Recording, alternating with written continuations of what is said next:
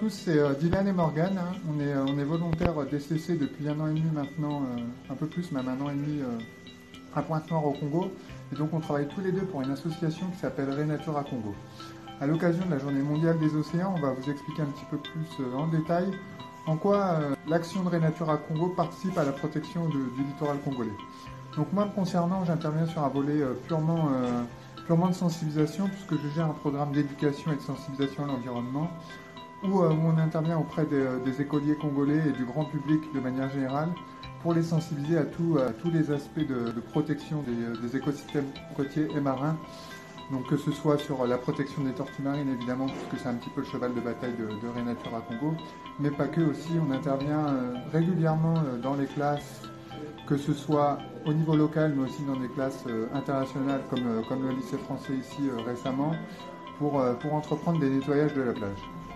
Ok, donc moi je m'appelle Morgane, je travaille ici notamment avec les pêcheurs depuis que je suis arrivée à Renatura. À la base, moi j'étais impliquée sur un programme qui consistait à lutter contre les activités de pêche industrielle illégale. Le Congo, c'est un pays où il y a beaucoup d'armateurs de pêche industrielle et du coup Renatura en fait appuyait le ministère de la Pêche pour organiser des patrouilles de surveillance en mer et pouvoir contrôler les navires qui réalisaient cette activité-là et voir en fait s'ils respectaient la loi qui s'applique à eux. Donc ça nous permettait quand même de contrôler finalement l'activité des chalutiers dans une zone qui est déjà mise à mal de par les activités pétrolières et les activités de pêche qui s'y déroulent. Et aujourd'hui, je travaille plus avec la pêche artisanale et donc avec les pêcheurs artisans. Ça fait très longtemps que Renatura est engagé à leur côté et notamment on a développé un programme de libération des captures accidentelles de tortues marines dans leurs filets. Donc ça nous permet en fait d'être avertis et de venir libérer les tortues quand elles sont prises par accident dans les filets des pêcheurs qui sont laissés en fait verticalement dans l'eau.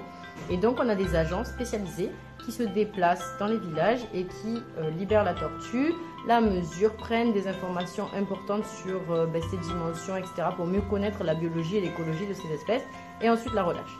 Donc voilà, c'est un peu comme ça que Renatura s'implique au quotidien sur la protection des océans. On a d'autres activités connexes, mais Dylan et moi, on est plus sur ces pôles-là. C'est ça. Donc on vous souhaite une excellente journée internationale des océans.